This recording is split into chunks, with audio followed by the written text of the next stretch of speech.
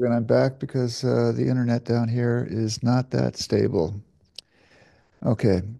Okay, like I said, I'm about to give a talk now about an island and about a book um, called the Book of Revelations, or also known as the Apocalypse. And first, I want to talk about an island. Some of you know this island, some of you don't. Some of us have been there, some of us haven't. Uh, and if you would turn off your microphones, I'd appreciate it, because first I'll give a talk and then we can do some questions about what I'm about to talk about. So, the island is called Patmos, and it's in the Mediterranean, in the Aegean, and it is one of the 12 islands called the Dodecnes, and it's the last one in a chain of islands. It starts with Rhodos and ends with Patmos. And Patmos is a island which is majestic. It's one of the most beautiful islands I know. I've been to many, many Greek islands. And for me, it's probably the most beautiful island in the Mediterranean. It's also very small from one end to the other. It's about 12 kilometers. And at the widest point, it's about 7 kilometers. And the island's pretty well known in Christianity because it is said that the Apostle John was sent there um, as punishment, which I don't believe this at all, because nobody goes to an island to receive the Book of Revelations by accident. And but he was the story of the church anyway is that he was punished for trying to spread Christianity among the Ephesians and today in Turkey. And the story is he stayed 3 years on the island, and at some point he entered a cave. And in this cave, he received an incredible vision, which was written down either by him or by Proculos. Um, and that's called the Book of Revelations, which is the last book of the Bible. And I think right now, many people are fearing that we're going through an apocalypse. There are a lot of indications that it seems like an apocalypse, but it's not. Uh, and uh, the chaos which is abounding, especially in the last couple of days in Washington, is something that belongs to what we call a paradigm shift. Paradigm shift is characterized by counter forces. Sometimes we call forces that belong to the light, and sometimes we call forces that belong to the darkness. But the light and the darkness they're inseparable. They belong together. And the thing about Patmos is that I've been going there for 10 years. I've been taking groups of people there for 10 years to do a workshop, which I'll describe. But let's talk a little bit about the origins of Patmos. First, I'll talk about the Greek origins of Patmos, which is the origin I prefer, and then I'll talk about the scientific origins of Patmos, which is also very nice. So the Greek origins of Patmos has to do with the moon god Selene. She was sitting on Latos Mountain. Latos Mountain is in Turkey today, and that's probably where Patmos got its name. That's what most people believe, Latos and Patmos. And she's looking out over the sea, over the Mediterranean, and then Artemis comes to her and says, "Hello, sister, how you doing?" And she says, "I'm doing fine." They both have something to do with the moon. And they're looking down at the sea, and Artemis sees a island on the bottom of the floor of the ocean. And Artemis says, "That's my island." And Selena says, "If you say so." But there's a problem because it's on the bottom of the floor of the ocean. How are we going to get it up? And Artemis is the daughter of Zeus, and Zeus gives everything to Artemis that she asks for. If any, as a father, I know what that feels like, you know. And so she convinces her father to convince Apollo and Hermes to bring the island up to the surface of the ocean, and therefore we have Patmos. The scientific explanation is that it was a volcanic formation. And that's true. It was formed by a volcano. So that means lava and heat and fire form Patmos. And that's also very interesting because Patmos is not just one power place. There are a number of power places spread out through over the island, including today the the John Monastery, including the cave, including the Helios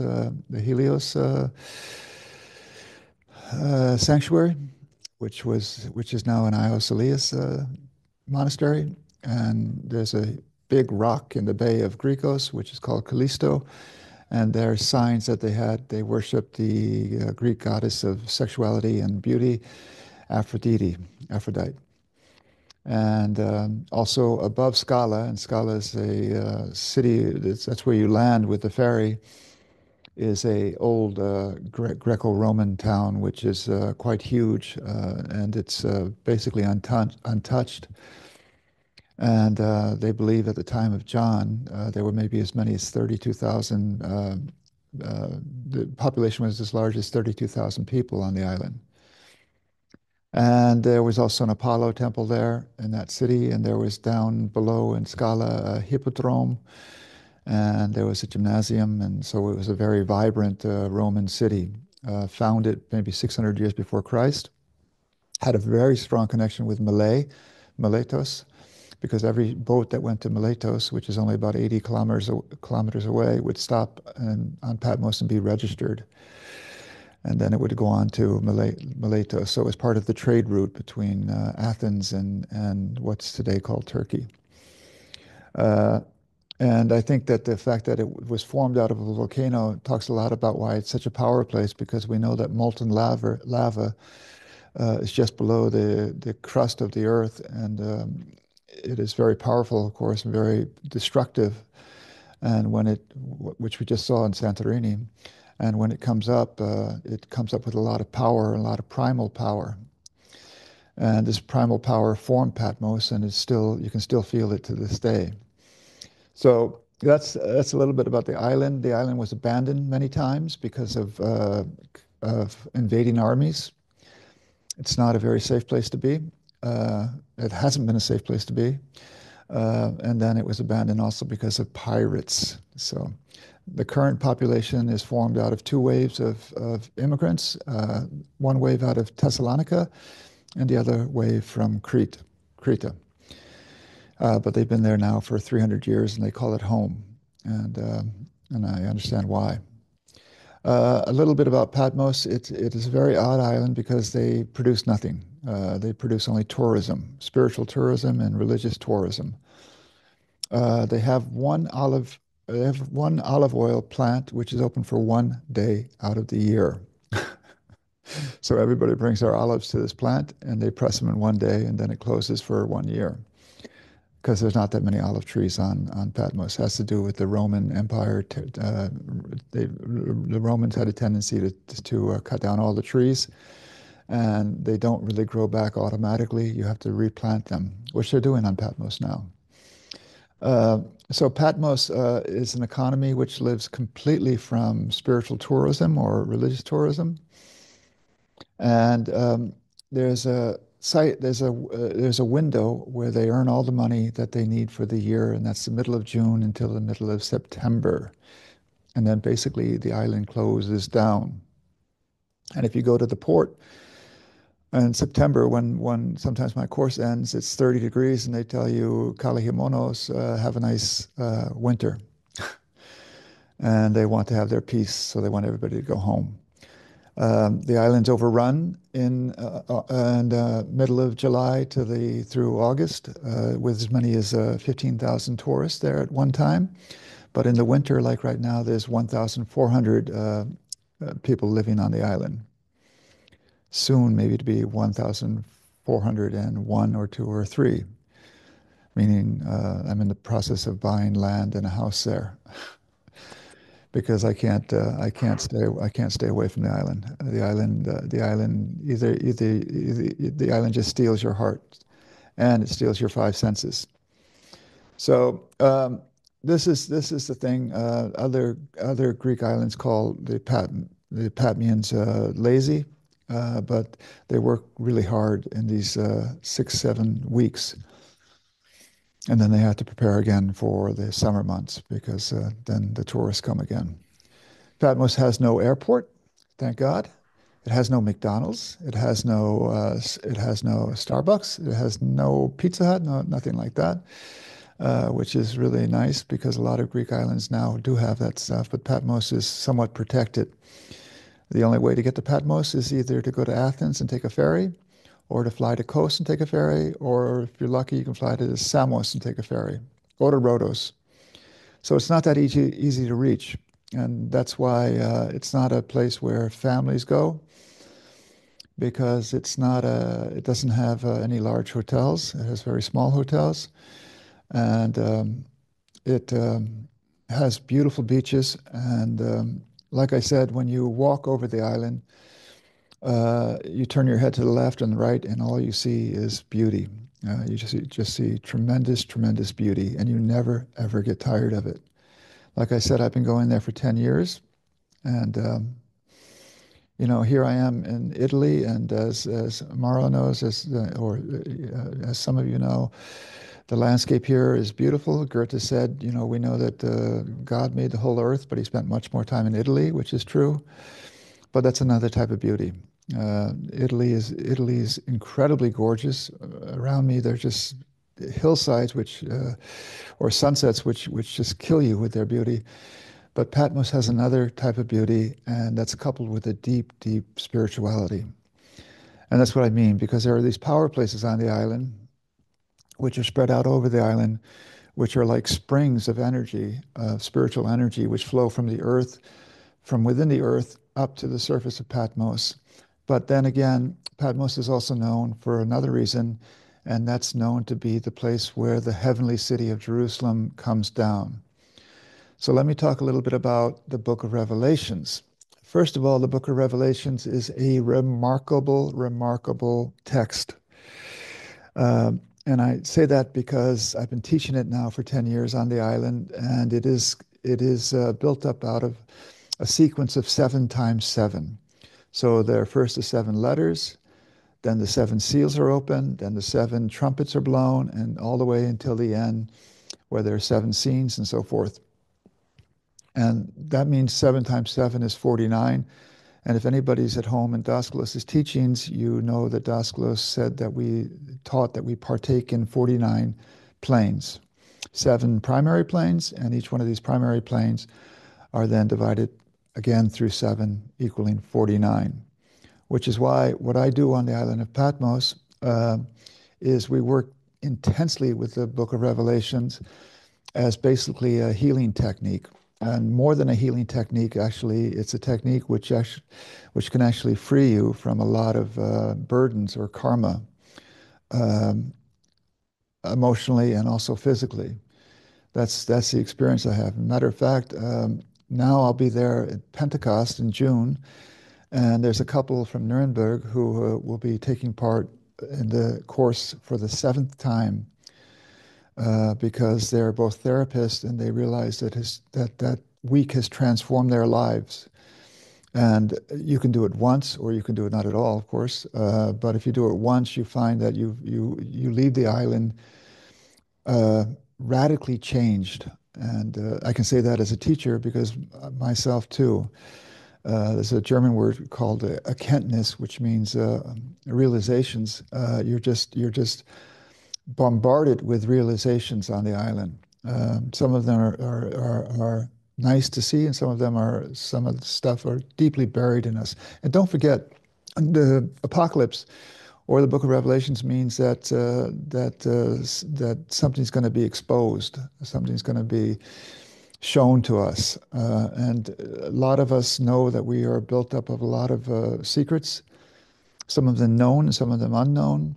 And thank this beautiful balance between this island, which is just breathing peace, and then the drama and the trauma that you experience with the book of Revelations, because it is very traumatic and it is very dramatic, is a beautiful balance because you know, the Pentecost this year is actually in the first week of June.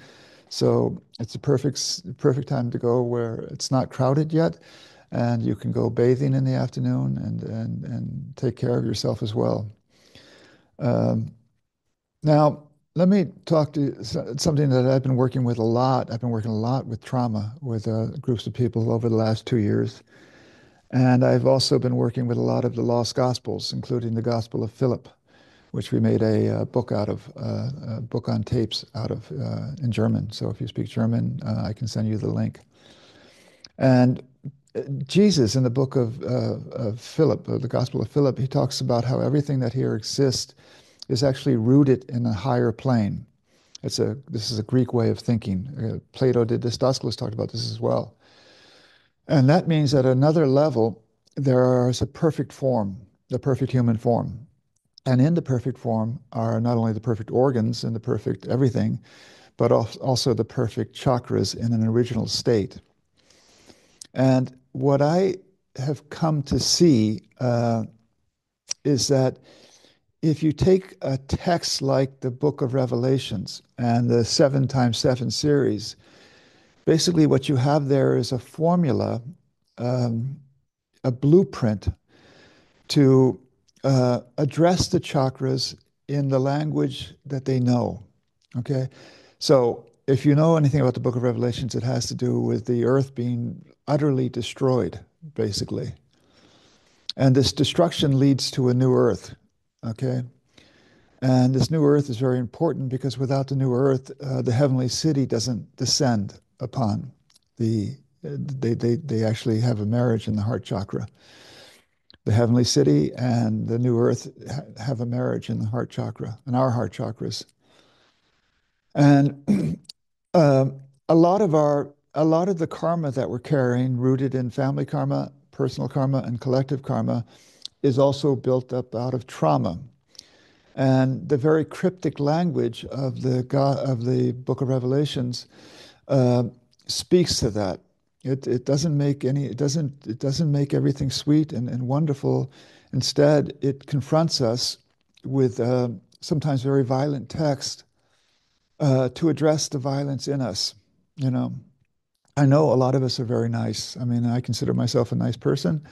I'm friendly and I'm pretty easygoing, but still, if the Book of Revelations was made up like a lullaby for children, we would never take it seriously because we would never be confronted with it. But because the Book of Revelations is written in this form of an apocalypse, we really have to challenge ourselves to accept it and to allow it into us. This is it, okay? To allow it into us. So um, the way I teach this week, because it goes from 1 week because you have 7 days, and then to have the 7 times 7, is that I tell the people I cannot explain to you everything about the Book of Revelations. Um, yes, Vladimir, I can send you the best translation in English. Um,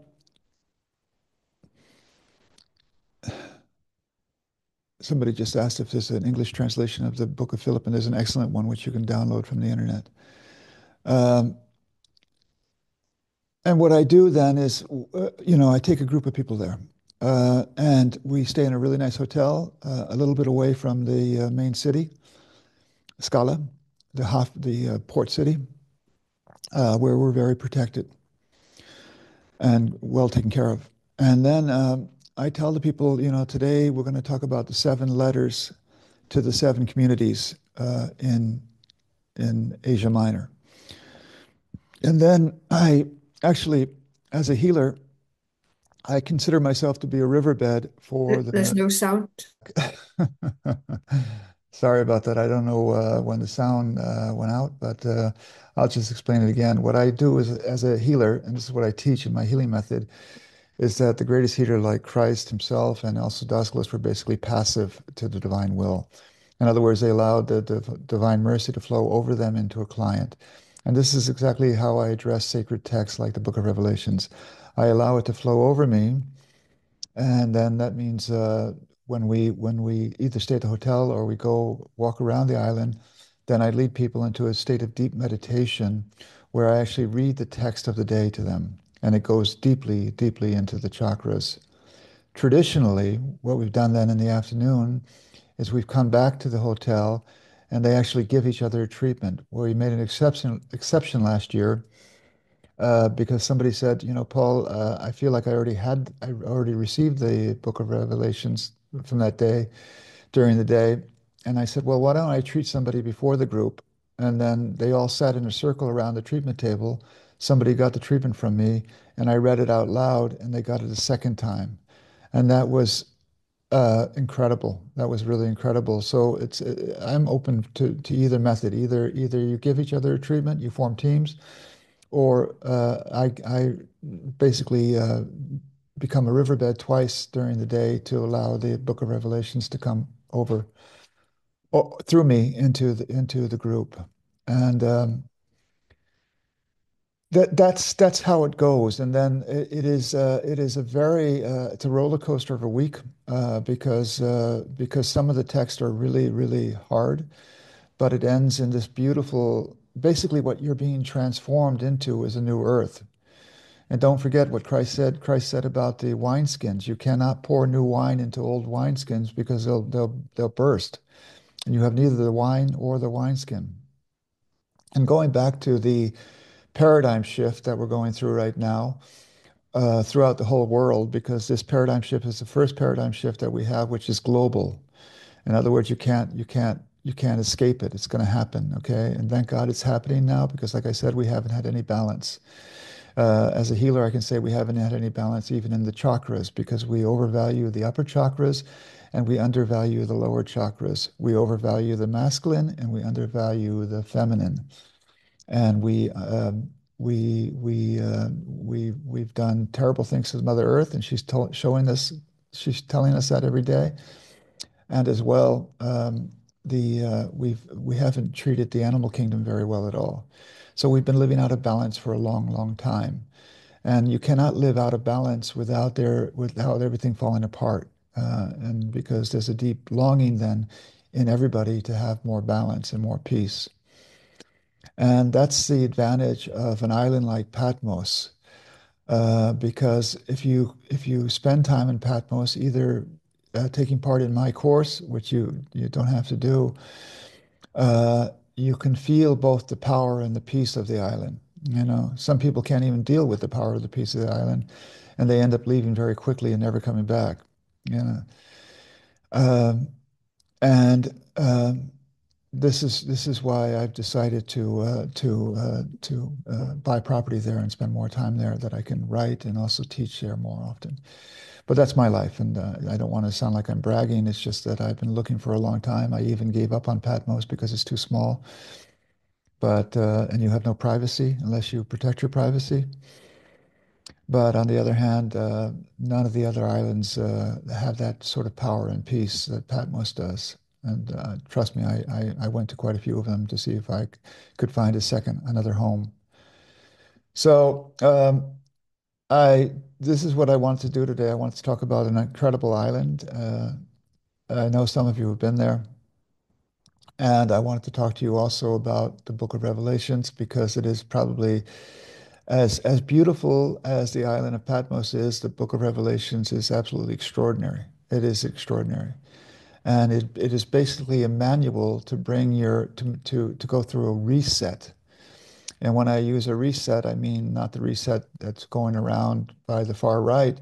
I'm talking about a reset of ourselves to bring our chakras back into original state, where we can then experience the power within the chakras because there's a tremendous amount of power in the chakras, but they're veiled now in karma, and also to experience the original forces within the chakras. And I know no other text in any other religion, if I because I've studied religions, which does that as well as the Book of Revelations. So if you're interested in taking part in June, there's places still remaining, and I have another date also reserved for September, which I will introduce if the June course becomes full enough. It's almost full enough, but I mean there's enough people that I'll go out. I would go there with very few people because I need two things. I need the Book of Revelations, and that's what I have there, and I also need the island. So I don't know if I whet your appetites. That wasn't really the point, but I wanted to give you an overview about a very strange island, uh, which is shaped like a seahorse. Uh, and I wanted to give you an overview about uh, if you go with me, then I'm going to show you some of the other secrets of the island of Patmos, like that the John Monastery is built on an Artemis temple. That's not even a secret. And even in the cave where John supposedly received the Book of Revelations, you see a lot of indications that they worship the goddess, the Chthonic goddess. Chthonic is a Greek word which means earth goddesses, Kybilla, because there are a lot of caves around there's a lot of caves around the caves, and even in the cave itself, you see evidence that they carved in channels because they used to sacrifice small animals to the gods and goddesses. But that was another incarnation of Patmos. Patmos goes through constant incarnations. It was first settled about 5,000 years ago. There's proof of that.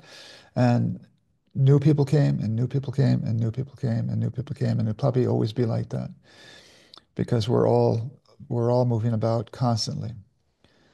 So, like I said, if you're interested, just contact me.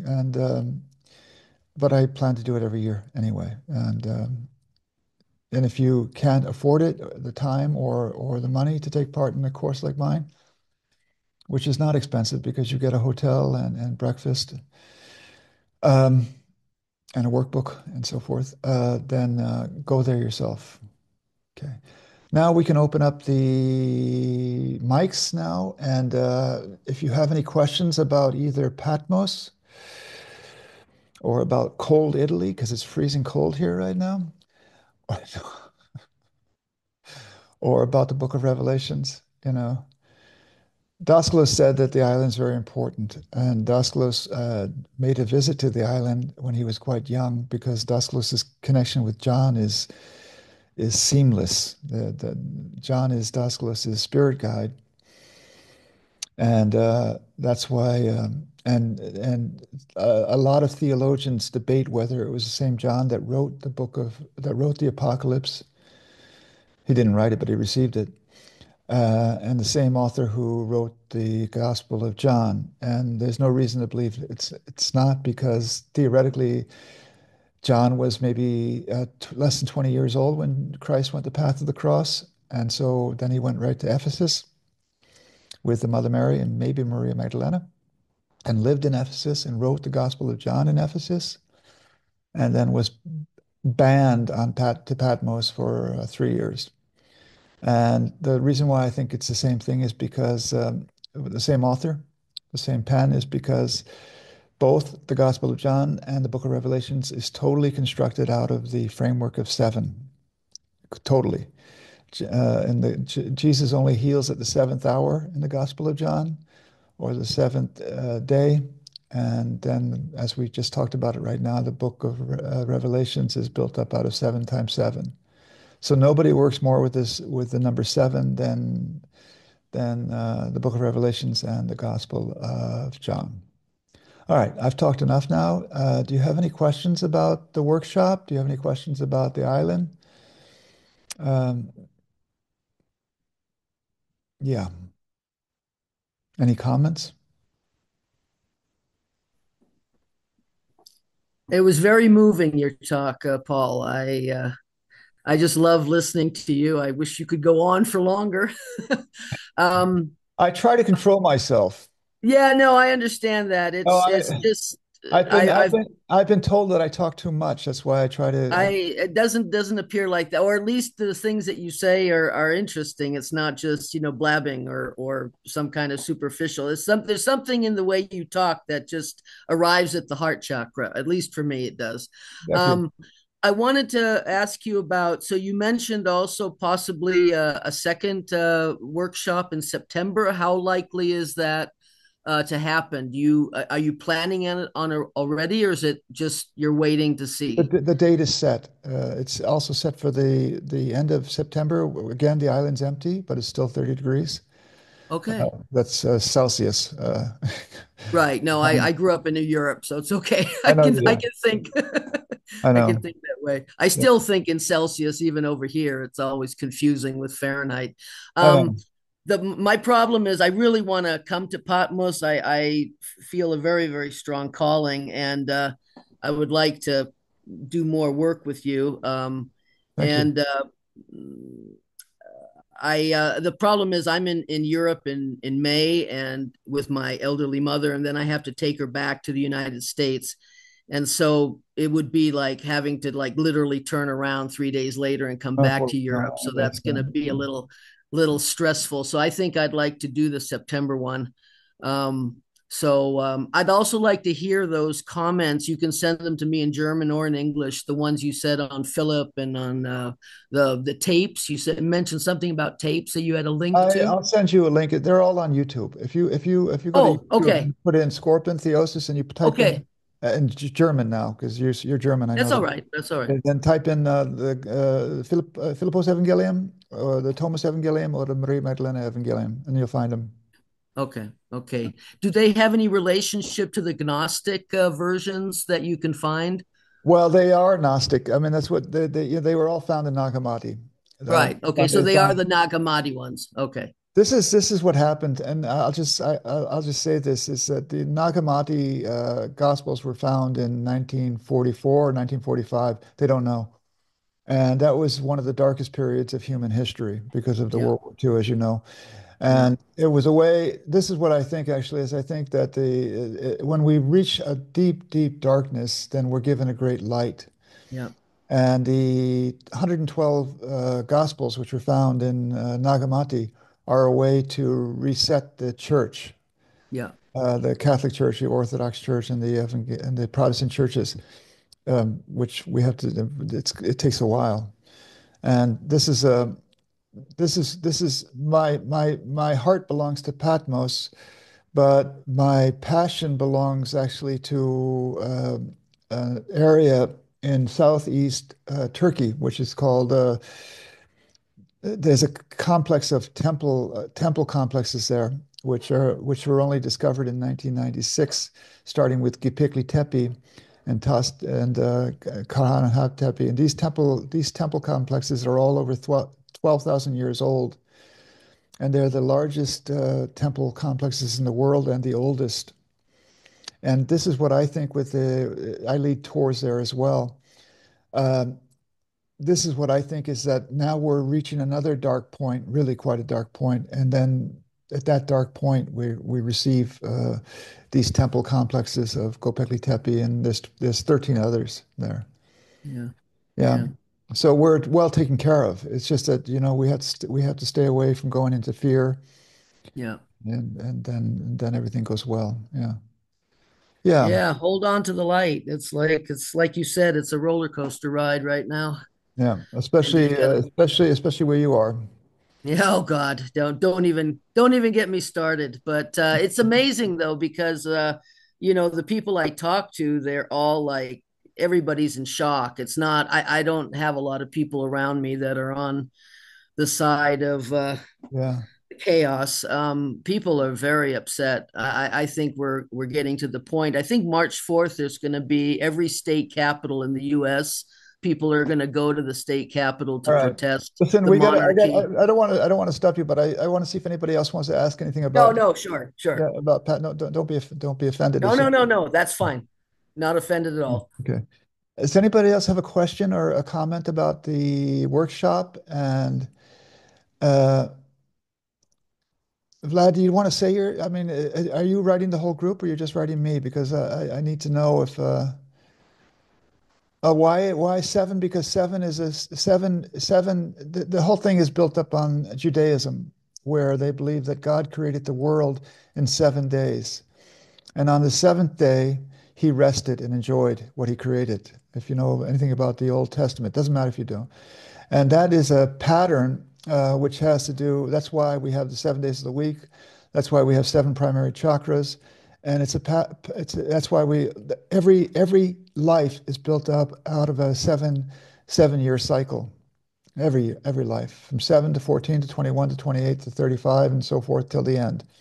So it has to do with six has to do with that everything is complete and you're ready for a rebirth. So that's how, if you know anything about the Gospel of John, that's exactly what happens because Christ always brings the people who he heals in the Gospel of John, he brings into the heart chakra. That's like the paralyzed man, the blind man, and so forth and so forth. And that's why the book of Revelations is so immaculately constructed out of seven, because it is a blueprint or a formula to bringing the chakras into this original state. Yeah.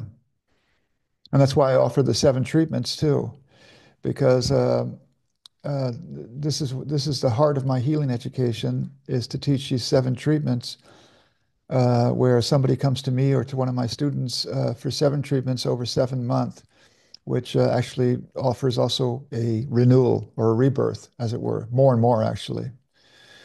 So yeah. Any other questions and or comments? Everybody's so quiet. All the Danes are being very quiet. Yeah, but I would like to say I was in Patmos, I think about 8 years ago, Yeah, I and it know. had a very great impact on me. It was with a spiritual group, and we were in this cave, and I Yeah, had a very illuminating experience in that cave, which is still with me today. So I super. can, I Yeah, can, yeah, recommend everybody to go there. thank you. Thank you, Aneta. Okay, folks, then thank you for joining in. And if anything, I hope you learned something about me and you learned something about the island of Patmos and maybe you learned something about the book of Revelations. So have a good Sunday. The light's going out here and take care, everybody, and stay in peace, love, and hope and trust.